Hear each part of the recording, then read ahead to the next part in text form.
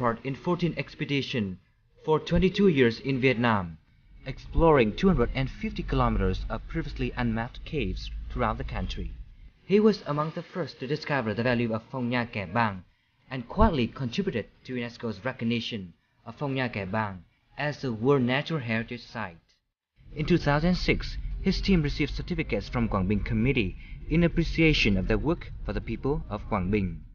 In 2009, he led a team of 10 cavers to discover Sơn Đông Cave, which was later classified as the world's largest cave by British Cave Research Association and selected as one of the most beautiful subterranean sites on the globe by BBC News. He is Howard Limbert, a member of the British Cave Research Association.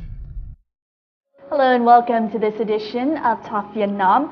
As you've just seen in our introduction, our guest today is Mr. Howard Limbert, and he has had a passion and a special connection with Vietnam for more than over 20 years through cave expedition and his exploration of the wonderful cave system here in Vietnam. Now, we're very lucky to have him here in our studio today to talk more about his exploration of the Phong Nha Kẻ Bàng cave system in Quang Binh Province and more stories as well. So please join me in welcoming Howard Limbert. Thank you. Thank you very much, Howard, for joining us today. How are you? I'm fine, thank you. You've been caving in many countries across Mexico, Australia, parts in Europe, as well as New Zealand, many other parts. How did you come to enjoy caving, and when did you start? Oh, I started quite young, really. When I was at school, I was 15 years of age, and I was given the opportunity of either doing athletics and cross-country running or going on outdoor activities, which included going caving, going climbing, going sailing. And I thought that was a far better opportunity than going running, so I took up caving. And we went caving in the Yorkshire Dales in England, and I was hooked on it. And the first cave we went in, I thought it was fascinating because not many people had been in these places. I thought it was very, very interesting. So I then joined a pothole club, a caving club in England, and I continued caving regular. It used to be once a week, and then I went twice and 3 times a week. Become and a lifelong passion, yeah, basically. just hooked on going caving. Yeah. And now talking about Vietnam, you came to Vietnam first in 1990, and ever since then you've made around 14 caving expeditions in all. How did you come to Vietnam? How did you come to discover about the caves in Vietnam? I was always interested in it. I've always been looking around the world for different countries to visit because I love travelling, and I've been to Mexico, Borneo, and myself, my wife and many of our friends really wanted to go to Asia to go caving. So I wrote to a number of universities. I wrote to one in Laos, one in Burma and one in Vietnam, and we got a very positive response from Hanoi University of Science, and so they invited us along, and so we came across in 1990 as the first team that's ever been caving in Vietnam, and so we came across 10 people, joined with Hanoi University of Science. Yes, tell us about this first expedition in conjunction with the Hanoi University of Science. Where did you go? What did you discover? Well, when we came, we knew very little about Vietnam because nobody had ever been to Vietnam, and certainly we had no idea of the geology. And Hanoi University of Science had geologists, which was a massive, massive benefit. And they came up with an itinerary, a plan of where we should visit. So the first place we ever visited was the Kẻ Bàng National Park. It wasn't a national park in those days, but that's the first place we visited because, again, we were very, very lucky in that 2 members of the university were born in Quang Binh, and they knew and heard of caves such as Phong Nha Cave. Tell us about the first expedition there. Our first expedition was in 1990. When we got down to a village called Phong Nha Village, we went in a boat and they took us into the now famous Phong Nha Cave. Many, many local people had lived in Phong Nha Cave in the entrance during the American War. But we went further in the cave than anybody had ever been before. And we explored this cave for 8 kilometers, a huge river cave. It was the most exciting, most tremendous cave we'd ever visited in our lives. Wow. And it still is a wonderful cave, is Phong Nha. It's a very, very beautiful cave. And now this Phong Nha cave is very popular now here in Vietnam. After the first visit, Howard and his team were able to explore Phong Cave and uncover many of the wonderful features and values that were later featured in the Lonely Planet guidebook. Slowly, more tourists came here, and the Phong Bang National Park was given the World Heritage status, and that has helped to very much improve the lives of the people living in this area, and we'll see how in the following. It's been nearly 10 years since Phong Bang National Park was recognized as a World Heritage Site by UNESCO, thanks to its geomorphic features of considerable significance. The park has attracted a total number of 3 million tourists so far, creating jobs for 2,600 local people and contributing to raising the living standards here. Sơn Trạch Commune has become a perfect location for adventurous cavers.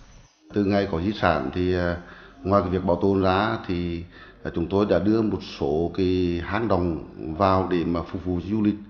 Thì do vậy là cái người dân địa phương được có việc làm, cũng như là triển khai một số dự án để bảo vệ di sản thì tăng cường cái nhận thức người dân và người ta hiểu rõ hơn cái cần phải bảo vệ di sản. Thì do vậy là thực sự mà nói từ ngày được công nhận di sản thế giới thì cái vườn quốc gia Phong Bang là thực sự là có nhiều đổi thay, và đặc biệt là người dân là đời sống được nâng lên và cái trách nhiệm của họ bảo vệ di sản ngày càng tốt hơn. No one can feel that difference better than the Limburgs, who have regularly traveled around Sơn Trạch during the last 22 years. So when we first came here in 1990, it was just a small road here and down to the ferry over the river and a few bars here. And we used to have to collect water from the river and wash in the river. And we had the committee room just here. We used to sleep in the committee room, and no Phong Nha tourist, nothing here at all. And one small war memorial over there, and that was it. It was more difficult then because we had to cook all our own food, do our washing up, and there wasn't much food in the market, so we had to bring a lot of food and sleep on the floor with mosquito nets and no electricity, no lights. Very different. Everything's changed, but the bonds still last. Howard and his wife didn't forget to pay a visit to their longtime friend, Mai Hữu Nhường, who was the chairman of Sơn Trạch Commune when they started caving here. Tôi không làm việc nữa rồi, vì tuổi đã già, tóc đã bạc rồi, về với đời thường, nhưng mà rất là nhớ là ông bà này, bởi vì tuy là sống rất xa, từ châu Á đến châu Âu, nhưng mà tình cảm là vẫn rất là tốt giữa Vương quốc Anh với đất nước Việt Nam. It really was with his help over the first 8 years that we would never manage without it. Hanoi University, Mr. Nguyen, the president, we're good friends. We've known him for a long time, and we're really happy that we could help out in any way.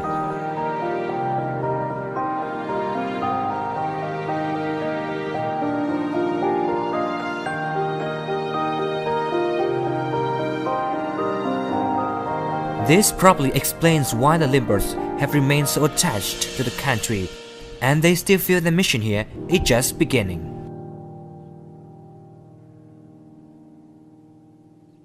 You have been here since 1990, and obviously you've witnessed a lot of changes in this area since then. How would you say the lives of the people here have changed throughout the years, especially with the unleashing of all the tourists coming in the area? Massively, huge changes in the lives of the people, especially in Sơn Trạch, Phong Nha villages in the Botak district. When we first came in 1990, the people were very poor.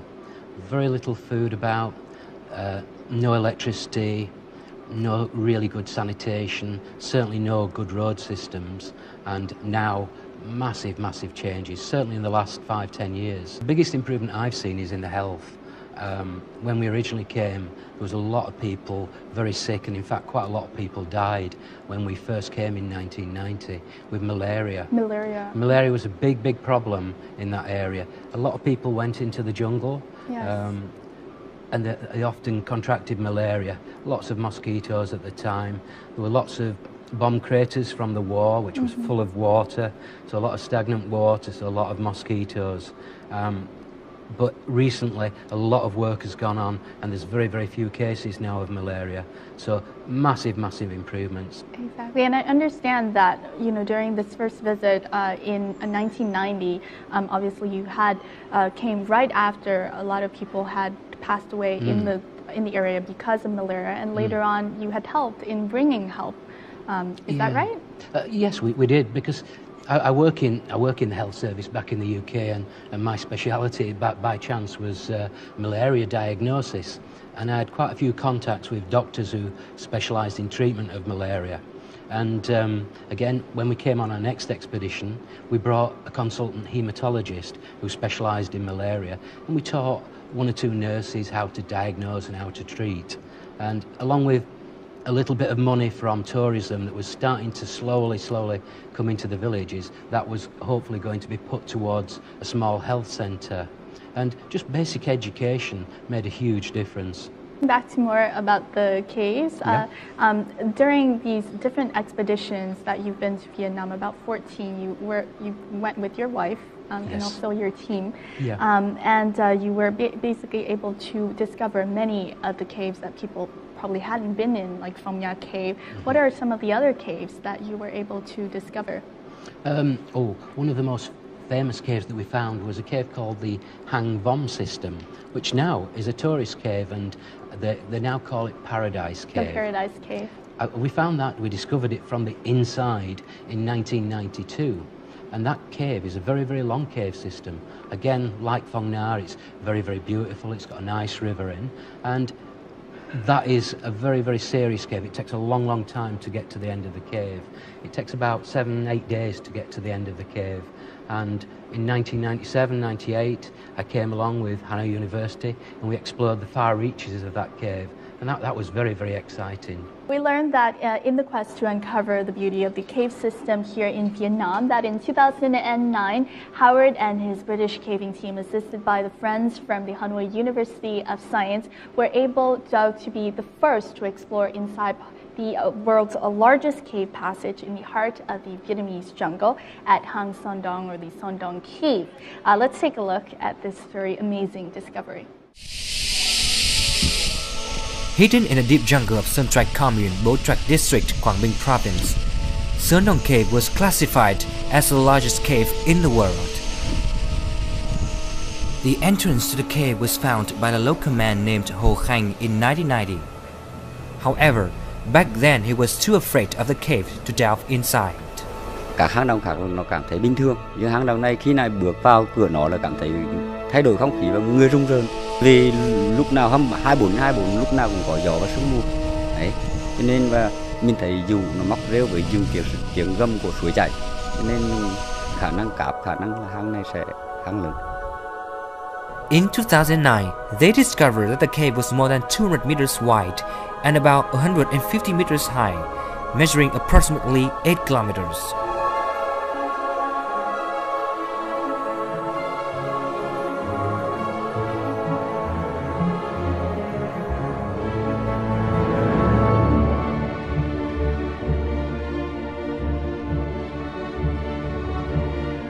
Sơn Doong Cave was formed 2 to 5 million years ago, when a large amount of river water flowing across the limestone burrowed down along a fault, scouring out a giant tunnel beneath the mountains.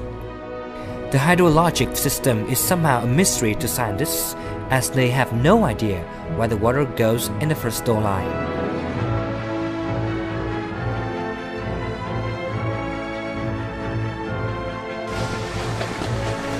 The karst landscape in Sơn Doong Cave is an extremely complex and ancient one, with high geodiversity and some geomorphic features of considerable significance.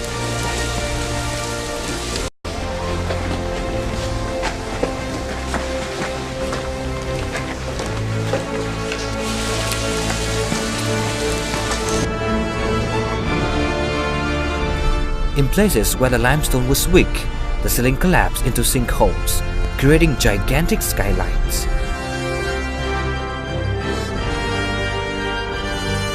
This tiny jungle, nicknamed the Garden of Eden, is truly a lost world to humankind, with 100-foot tall trees, lianas, and burning nettles.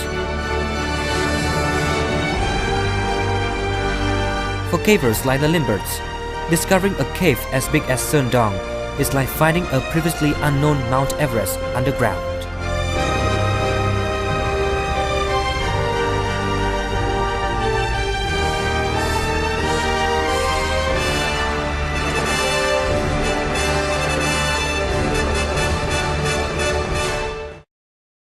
How did you and your team come to know about the Song Dong Cave? It's quite an interesting. We knew a large cave existed in that section of the jungle in Vietnam. The reason why we knew that is that we found a very large cave near Son Doong, and we knew Phong Nha was also a very large cave, and there was a gap in the map. So we knew there must be a cave, and we kept asking our guides, can you find us a cave there, because we think it'll be a very, very big cave. And a friend, one of our main guides, a man called Mr. Ho Kang, he, as a young child, he went into the jungle searching for wood, animals and various things like that. He was very, very poor. I believe his father had died, so he was very, very poor, so he had to go into the jungle to survive, really. And he was caught in the jungle in a very, very bad thunderstorm, and so he sheltered in an alcove under a cave. While he was sheltering this alcove, he was just looking around, and he saw an entrance.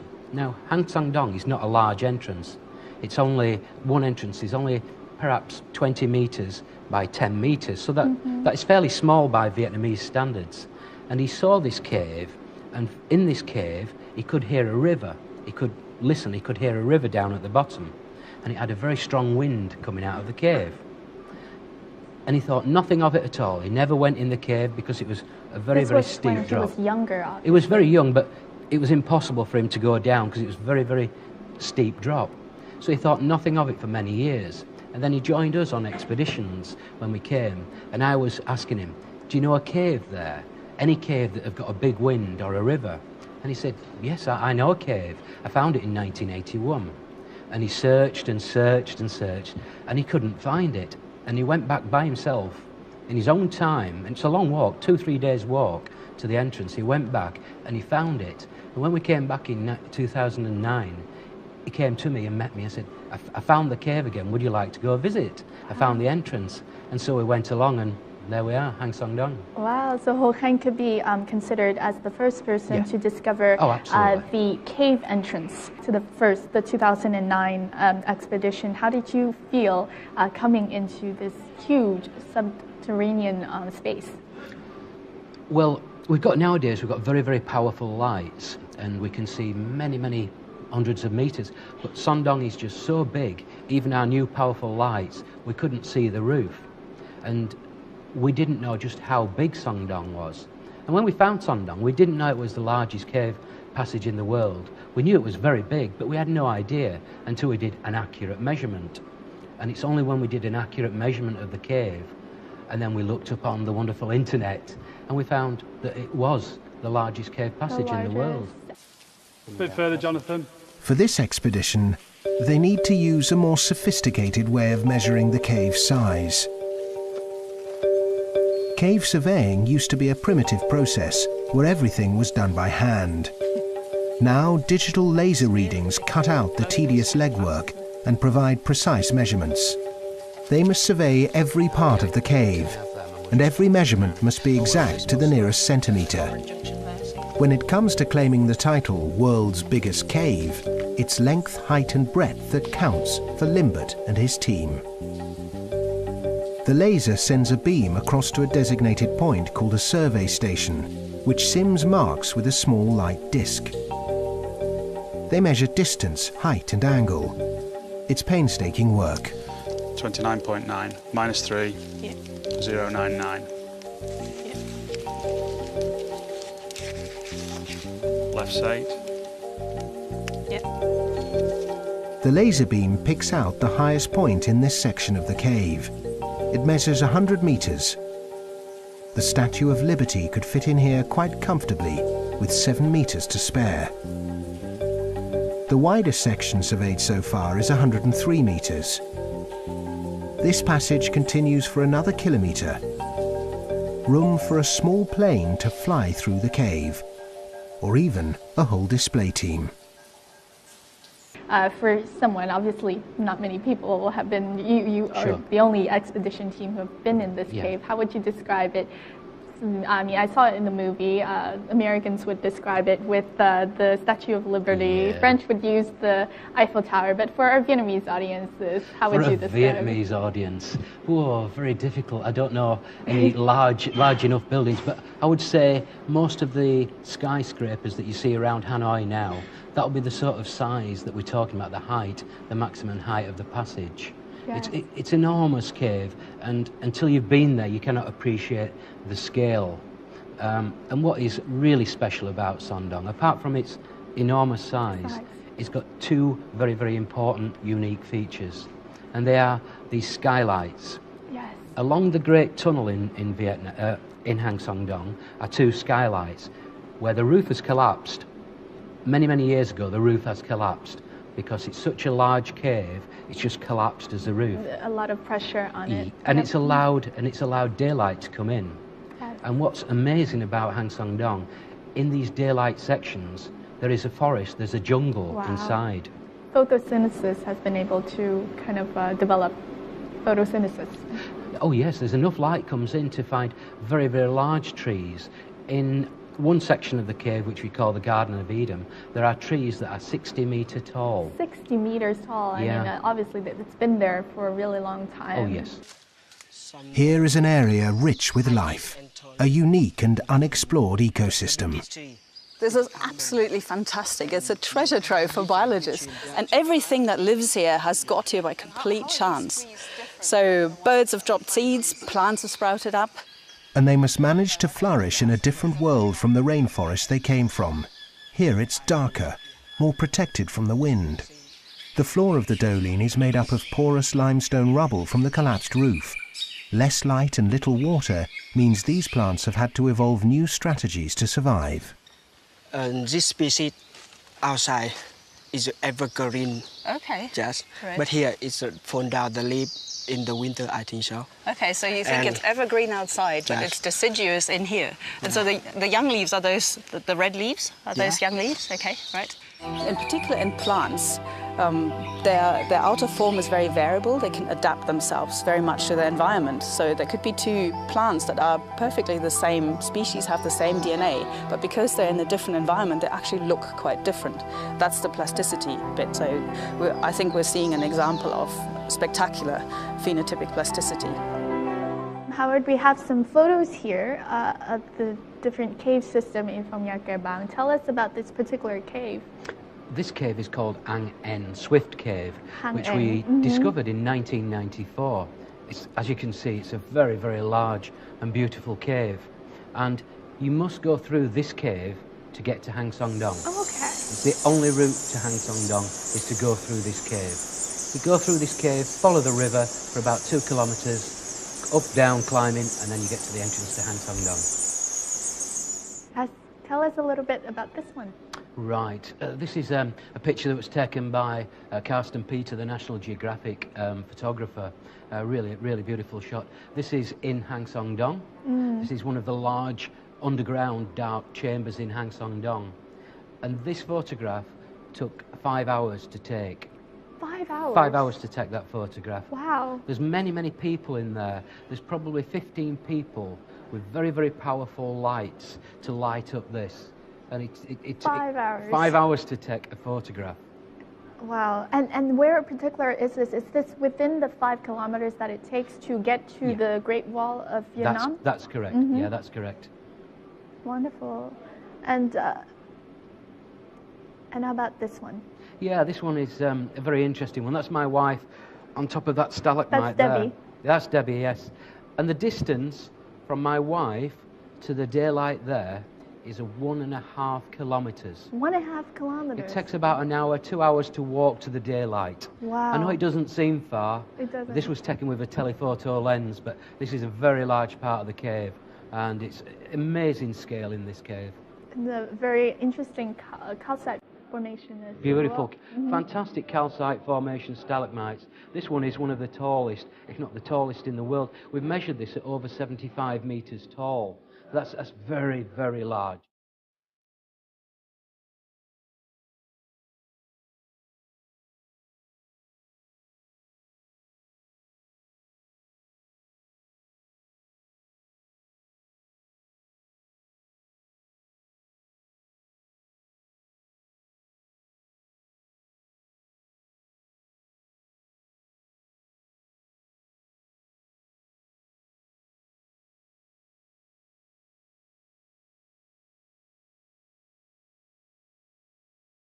And we know that Howard and his caving team for more than the past 20 years has received the assistance from the Faculty of Geography from the Hanoi University of Science, and they've been working together and developing a very great friendship, and we'll take a look at this cooperation in the following.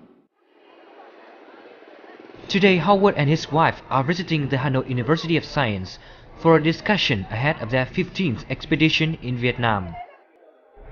The Faculty of Geography is a familiar place since they have been cooperating with the scientists here for the last 2 decades.